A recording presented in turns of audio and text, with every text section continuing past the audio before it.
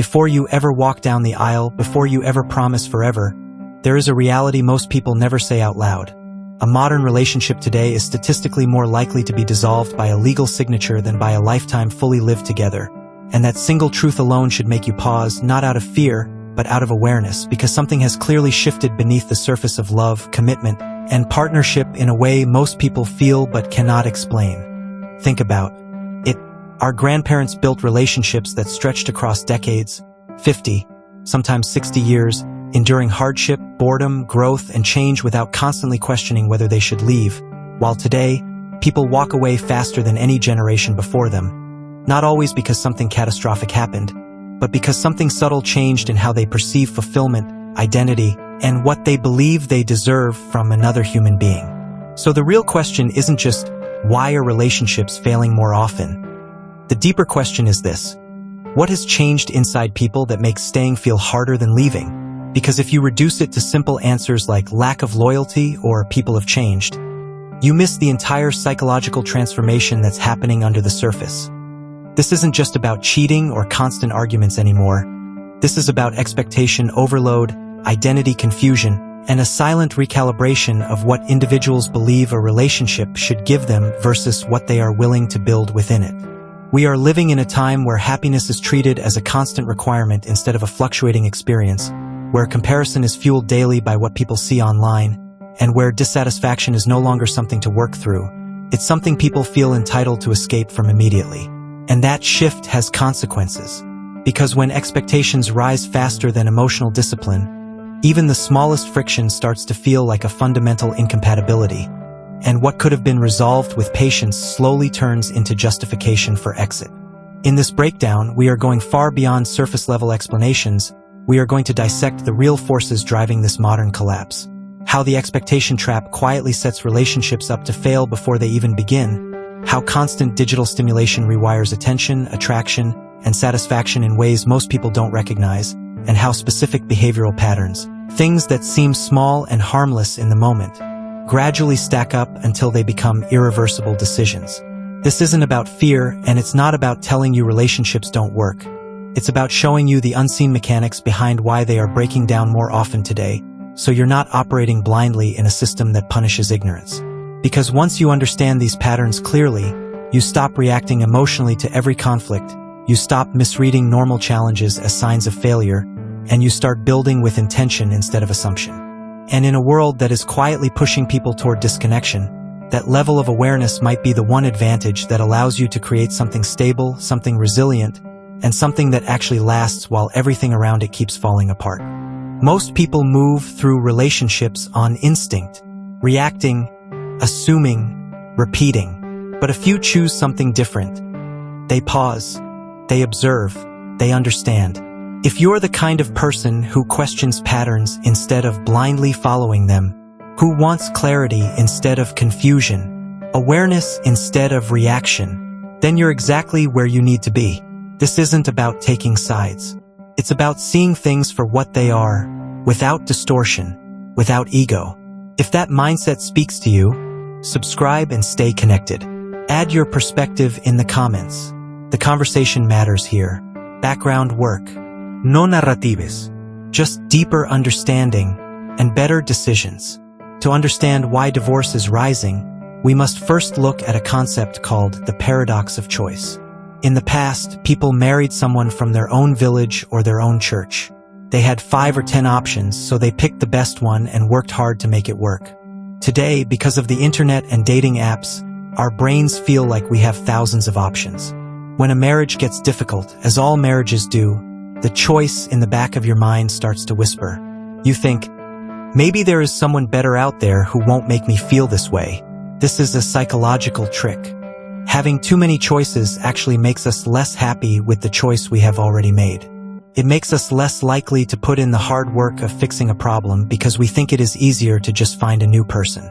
We also see a major behavioral trend called the expectation gap. 50 years ago, marriage was seen as a partnership for survival and family. Today, we expect our partner to be our best friend, our lover, our financial partner, our therapist, and our biggest fan. We expect one person to meet every single emotional need we have.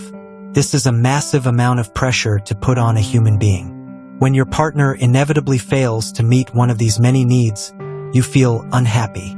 In this generation, unhappiness is often seen as a valid reason to leave. In the past, people stayed because of duty or commitment. Today, people stay only as long as they feel fulfilled. When the feeling goes away, the marriage often goes with it. Let's look at the story of a man named James. James was married to a wonderful woman for 7 years. They had a nice home and 2 children. But James started feeling bored. He spent a lot of time on social media looking at the lives of other people who seemed to be having more fun. He began to compare his wife to the perfect images he saw online. He stopped talking to her about his feelings because he thought, if she really loved me, she would just know what I need. Instead of working on the connection, James started talking to a woman he met in an online game. She was new and exciting, and she didn't ask him to do the dishes or help with the kids. James convinced himself that his wife was the problem. He asked for a divorce, thinking he would find true happiness with the new woman. But 2 years later, James was alone. The new woman turned out to have her own problems, and James realized he had thrown away a solid family for a fantasy. James's mistake was that he followed his feelings instead of his values. He didn't realize that a long-term relationship requires maintenance, not just replacement.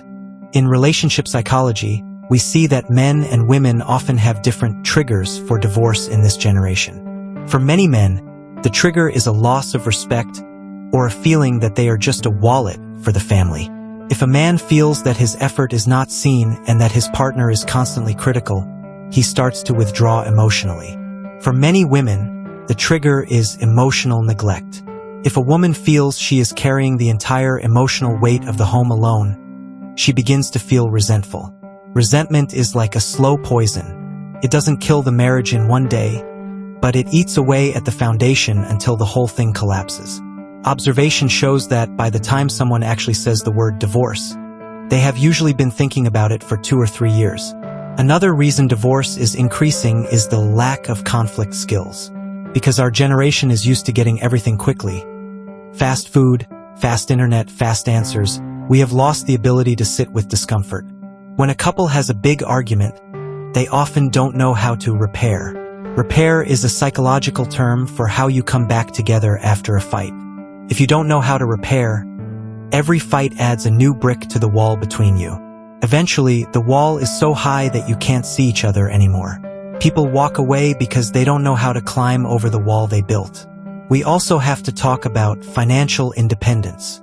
In the past, many women stayed in bad marriages because they had no way to support themselves. Today, more women are educated and have their own careers. While this is a good thing for society, it also means that the cost of leaving a marriage is lower than it used to be. If a woman is unhappy, she knows she can survive on her own. This means the marriage must now be based on want rather than need. If the relationship doesn't provide high emotional value, there is less reason to stay. This puts a higher requirement on both partners to be good, supportive, and kind. Behavioral trends also show that individualism is at an all-time high. We are told to live our best life and put ourselves first. While self-care is important, a marriage is a we project, not an I project. If both people are only looking out for their own interests, the team fails. Many divorces today happen because people are unwilling to make the small sacrifices that keep a partnership strong. They see compromise as a loss instead of an investment. Digital life also plays a huge role. Micro-cheating is a new problem for this generation. This is when you stay in contact with ex-partners or engage in flirty conversations online that you wouldn't have in person. These small digital interactions break the privacy of the marriage. They create a leak in the emotional container. When you are sharing your secrets or your jokes with people outside the marriage, you are taking that energy away from your partner. Over time, this leads to a feeling of being strangers in the same house. If you are watching this and you are worried about the state of your own relationship, I want you to ask yourself, am I treating my partner like a teammate or a competitor? In a competition, you want to win the argument. In a team, you want to solve the problem so the team wins. Most divorces are the result of two people trying to win against each other. To protect your marriage, you have to realize that if your partner loses, you lose too. The increase in divorce isn't a mystery. It is a result of how our world has changed. But understanding the patterns means you don't have to be a statistic. You can choose to limit your choices, lower your unrealistic expectations, and focus on the daily work of respect and repair. A lasting marriage isn't a lucky accident. It is a design. It is a choice made by two people who decide that the we is more important than the me. We have explored how the modern world, with its endless choices and high expectations, has made staying together more difficult than ever before.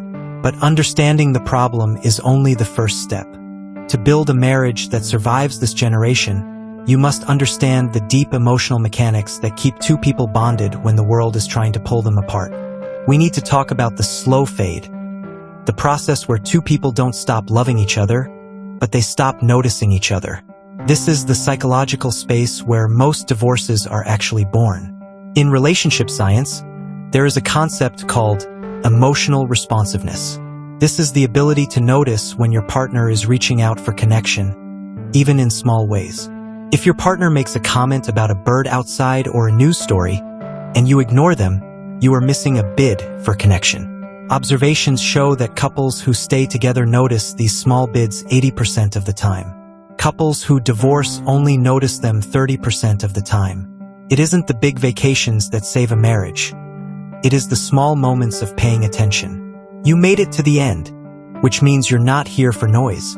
You're here to understand. This channel is for people who think before they react and question before they conclude. If that's you, subscribe and stay in the loop. Drop your perspective in the comments. That's where the real conversations happen. Clarity over confusion. Awareness over assumption. See you in the next one. Let's look at a story of growth and recovery featuring a woman named Clara. Clara and her husband had reached a point where they were roommates. They shared a bed and a bank account, but they didn't share their hearts. Clara felt that her husband was lazy because he didn't help with the house, and her husband felt that Clara was a nag who was never happy. They were on the edge of filing for divorce, but Clara decided to try a psychological experiment. Instead of waiting for her husband to change, she changed her input. She stopped criticizing him for what he didn't do and started loudly noticing what he did do. When he took out the trash, she said, "Thank you. I really appreciate that." At first, her husband was confused. But after a week, something strange happened. Because he felt respected, he started doing more. He started looking for ways to please her. Clara realized that she had been trapped in a negative feedback loop. By switching to a positive feedback loop, she changed the entire energy of the home. They started talking again. They started laughing again. Clara learned that a marriage is a living thing. If you stop feeding it with appreciation, it will starve to death. Today, they are closer than they were on their wedding day because they learned that winning means making the other person feel valued. Clara's story shows us the power of the 4 horsemen. This is a famous psychological observation of the 4 behaviors that predict divorce with 90% accuracy. Criticism, contempt, defensiveness, and stonewalling. Criticism is attacking your partner's character instead of their behavior. Contempt is the most dangerous. It is acting like you are better than your partner, often using sarcasm or eye-rolling. Defensiveness is making excuses and refusing to take responsibility.